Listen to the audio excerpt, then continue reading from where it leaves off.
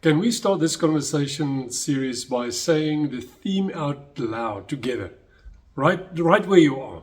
And if you're with someone, look them in the eyes and say it out loud. Are you ready? Me and my big mouth. Come on, you can do better than that. Again, 1, 2, 3. Me and my big mouth. Now, this is important because this isn't about your wife's big mouth. This isn't about your teenager's big mouth. It's not about your boss's big mouth. No, it's not your sister-in-law's big mouth. This is about, and say it again with passion, me and my big mouth. And friends, can I get personal for a moment? The reason I chose to speak about this is we use our mouths almost more than any other part of our body. And how many times have we regretted the words that came out of our mouths? Over the past few weeks, I've personally been heavily confronted with this again. I've gotten so mad for my big mouth lately. So let's be honest. We're always going to struggle with our big mouths. But I want to say this once again. If you're listening to this right now, don't think about someone else's big mouth. This is about me and my big mouth. So for the next few weeks, we're going to talk about this topic because there's a lot to say when it comes to me and my big mouth. But here's the bottom line. If I could sum up the whole series in 2 short sentences, it would be quick to listen, slow to speak. And now, can we do something with that?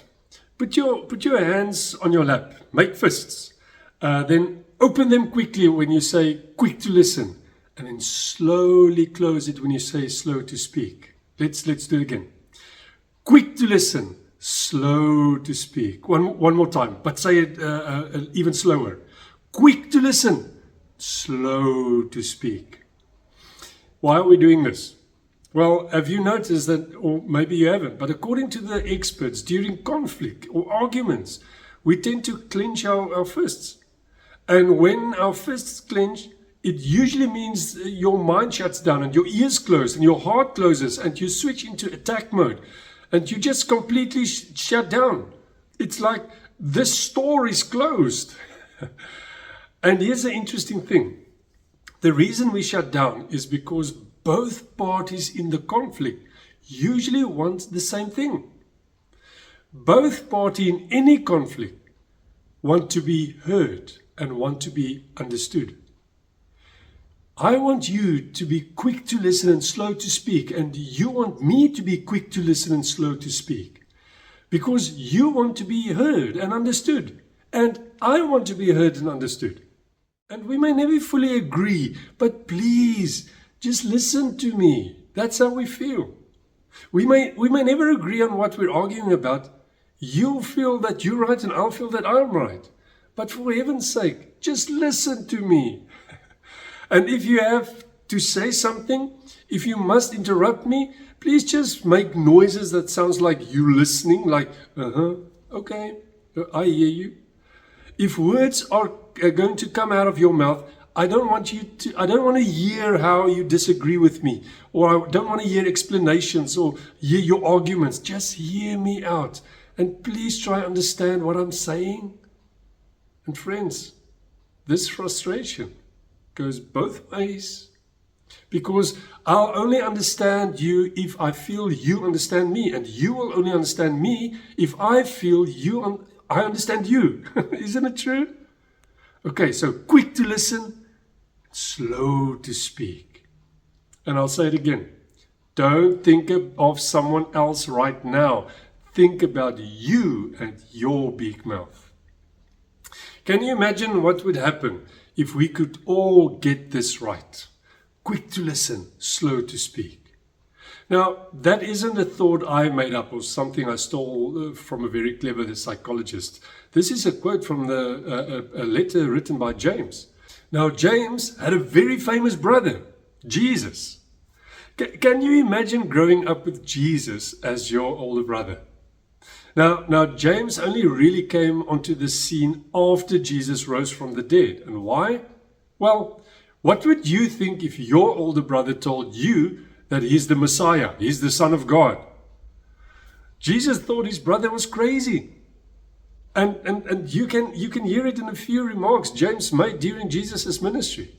But then, after standing with his mother, watching your brother be brutally murdered on the cross, and a few days later you have breakfast with him on the beach, well, for me, that's pretty convincing that he was telling the truth. So James became the leader of the church in Jerusalem, the very same place where it all happened, where they killed Jesus. The same authorities who crucified Jesus was still in charge. And James became a leader of this Jesus movement. How James died is fascinating, but the Bible doesn't tell us. But the Jewish historians like Josephus wrote about it. And I would like to share that quickly before coming back to what James said. It was around 62 AD, about 30 years after the resurrection.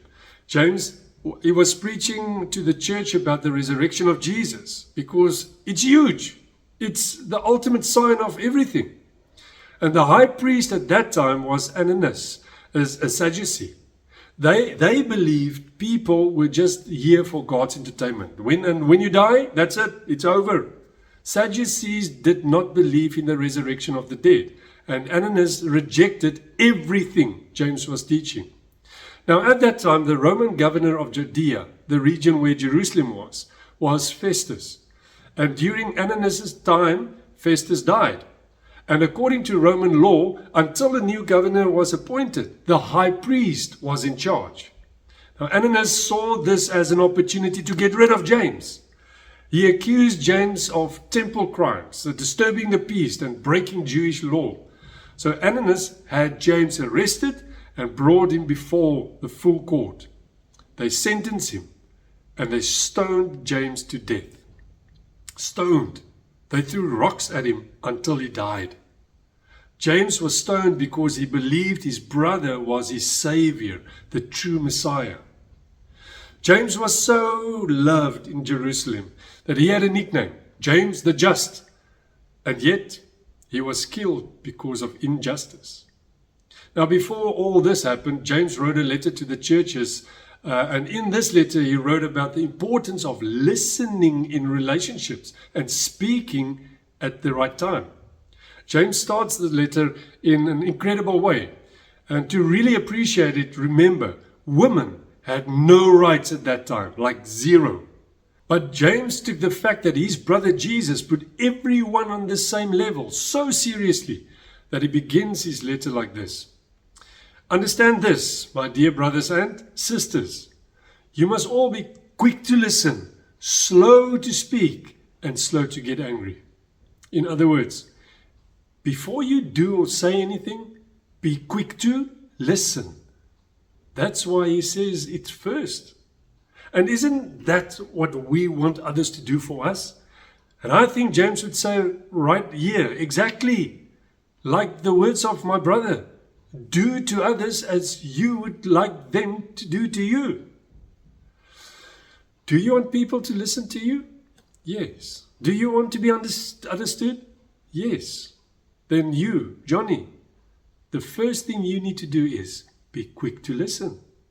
And then here's our next key phrase from James. Slow to speak. The literal meaning here is to be late to speak. Wait. Hold back. Don't rush in. Be late with your words. In other words, be quick to listen and slow to speak. Let me add something here that really helped me. If you must say anything, if you must say something, be curious and ask questions. If someone keeps going on and you feel the urge to jump in and say your piece, stop and ask a question instead. And I know that you're thinking, but then they'll just go off in another tangent. And sure, so what? Ask them more questions. And oh friends, I say this with so much humility. I struggle with this so much. But can we agree to hear the truth and pray for each other so we can get this right? What I'm sharing with you isn't just a theory. It's what I've learned right in the middle of my own struggles. But let me be honest, I still struggle. But here's what I realized. The more questions we ask, the more delayed our words become, and the quicker we become to listen. Can you imagine if you taught your children from a young age, be curious, not just write, learn before you speak? Can you picture what kind of adults they'll become? And if you're a teenager, do you know how much you'd shock your parents if instead of fighting back during a disagreement, you calmly said, "Dad, I don't understand why you see it that way, but I would really like to. Can you explain in a different way so that I can try and understand better?" Can you imagine that? Instead of constantly fighting to be heard, constantly defending yourselves, justifying explanations, you simply ask questions and try to learn. Can you imagine what our conversations would look like? We'd become quick to listen. And friends, I failed at this so badly this week. I feel awful about it. I really wish I'd ask more questions instead of trying to push my opinion through. Isn't that what we so often do? We're so focused on getting our point across that we unintentionally make others feel small or unheard. Think about it, especially if you're a parent or if you're in any kind of leadership or authority role. We often think, I've got the age, I've got the experience, the wisdom, the knowledge. That's why I'm in this position. And the person in front of us, well, maybe the child or a younger colleague doesn't even have the full developed brain yet. So what do we say then? Even if it's just in our attitudes, but we say, stop talking and listen to my wisdom. But then we're surprised when our kids stop talking to us. We're confused when they don't want to be around us. Here's something I heard that hit me hard. You can be so right that you push people away. Let me say it again. You can be so right that you drive people away from you. Why? Because people don't want a lecture. They want to be heard. They want to feel like you're listening and trying to understand what they're really saying. Let me ask you, have you ever felt like this? I know I'm right. I know my advice is solid. Why are they upset with me? Why is it so hard to communicate with them?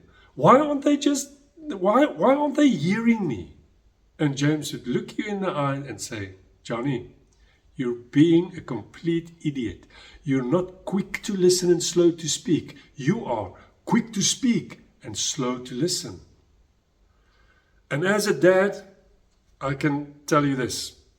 The hardest apology I've ever had to make to my children were for the moment I spoke too quickly, when I rushed to speak and slowed down to listen.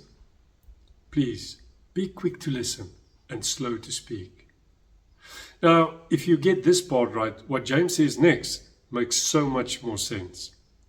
Understand this, my dear brothers and sisters. You must be all be quick to listen and slow to speak and slow to get angry.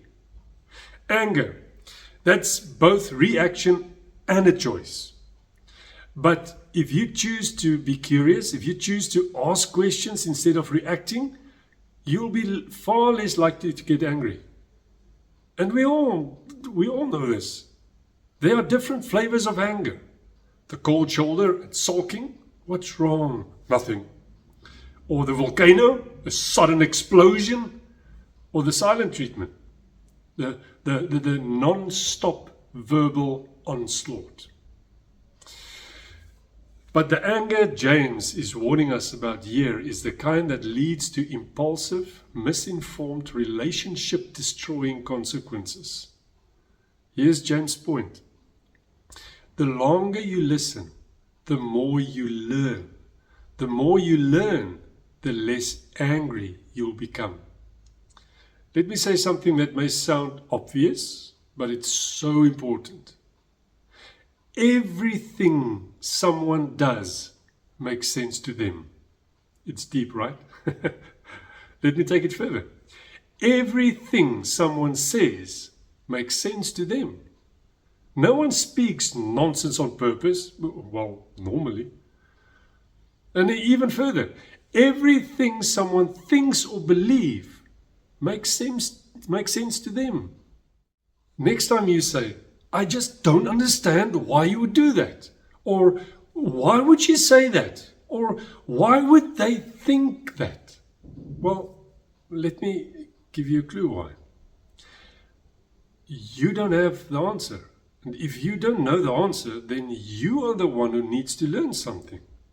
It's easier to be critical. It's easier to argue than to listen, to truly hear and to learn. And why? Because deep down we fear that what if I actually end up agreeing with them? Then I have to admit that I am wrong, and that's hard. I'm not saying you'll always agree, but at the very least, let's listen and learn from each other. When you catch yourself saying, I don't get how my son or my wife or my colleague, I don't get how they think, that's your moment. That's not a time for explanations. It's a time for questions. Don't try and prove them wrong. Don't try to explain your side. Ask more questions. Be curious, because James is still whispering to us, why aren't you quick to listen and slow to speak? One of my favorite books is The 7 Habits of Highly Effective People by Stephen Covey. And habit number 5 is this: seek first to understand, then to be understood. So when something doesn't make sense to you, remember, it makes sense to them. And who am I to criticize their logic if I haven't taken the time to understand it? Does that make sense? Here's why that's important. Everything you hear goes through a filter. That filter is made up by your age, your upbringing, the school you went to, your family, your past traumas, your culture, all of that. And guess what? Everyone else has a filter too. So be curious, be late with your words, be early with your listening. And let's pray that God makes us all better at this together. Everything you've experienced in life becomes a filter that shapes how you hear, how you interpret, how you understand. And that means the chances are pretty high that I won't always understand you correctly, because my filters are different from yours. So if I judge you or criticize you without really understanding you, that makes me the fool. If we stop this message right here, we already have plenty of work to do in our lives, huh? But James isn't done. This is not just about helping us to stay calm and helping us to be better listeners or helping us to be a better person. No. James says this goes much deeper than that. So let's read it again and then we go a little bit further. My dear brothers and sisters, be quick to listen and slow to speak and slow to get angry. And then James says, human anger does not produce the righteousness God desires. See, here's my agenda, there's your agenda, and then there's God's agenda. If I constantly want to be right, to prove myself, then I'm chasing my own agenda. If she constantly wants to be right and then she's chasing her agenda. And what's the result of this back and forth trying to prove who's right? Anger, conflict, division. But God's agenda, God is not interested in who's right and who's wrong in your arguments. Jesus didn't come to the earth to prove that he was right. If that was his goal, he could have done it in 30 minutes. One short sermon, 1 or 2 miracles, and boom, everybody would have known they were wrong and he was right. But Jesus didn't come to win arguments. He came to reconcile us, first with God and then with one another. He came to restore relationships. So shouldn't that be our mission too? Not to always be right, but to make things right. Let me pause and remind you, don't sit here thinking about someone else's that needs to hear this. Don't say, if only he or she would have listened to this. No, this message is for you and for me. If I lived my life always trying to prove myself right, I might just end up pushing people away from me, or maybe even straight to hell. You are not responsible for how others respond. You are responsible for your obedience to God. You have control over your reactions, not someone else's. So how do you live in line with your Savior's mission? How do you pursue reconciliation in your relationships? Be quick to listen and slow to speak. What happens after that? Honestly, I don't know. But this is what God is asking of you. Be quick to listen and slow to speak. So here's the bottom line. Nothing is right in any relationship if the relationship itself isn't right. So even if you're technically right, if the relationship is broken, then it doesn't really matter if you're right. Please hear this. It's not about being right. It's about what's right before God. And what's right before God is not about me and you winning an argument. It's about us restored, united, loving one another the way Christ loved us. Jesus once said, I give you a new command. Love one another. As I have loved you, so you must love one another. Was Jesus right? Of course he was. But the people he loved most were the very ones who crucified him. And yet, God's will was still done. Salvation still came. Not in spite of pain, but because of it. So what now? Be quick to listen, slow to speak, be curious, ask questions, choose to understand before you try to be understood, choose love over again, choose reconciliation over being right. My dear brothers and sisters, be quick to listen, slow to speak and slow to get angry.